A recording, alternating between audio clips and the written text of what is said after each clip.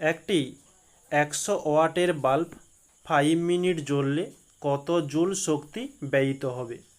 ওকে, তো এখানে আমরা যে সমীকরণটি ব্যবহার করব, যে ব্যয়িত তড়িৎ শক্তি, এটাই আমাদের চেয়েছে, সমান বাল্বটির ক্ষমতা ইনটু সময়। আমাদের ক্ষমতা যেটা রয়েছে সেটা 100 ওয়াট এবং সময় রয়েছে 5 মিনিট। এই 5 মিনিট থেকে সেকেন্ডে নিয়ে যেতে হবে, তাই আমরা 60 দিয়ে গুণ দিলাম, এত সেকেন্ড। তো 6 5 30 আর একটি শূন্য, এত সেকেন্ড।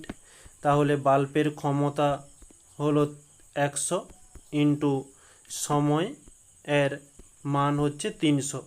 তাহলে আমরা যে সমীকরণটা পাচ্ছি 3 পিঠে 4টে শূন্য, এত জুল। এটি হচ্ছে আমাদের অ্যান্সার।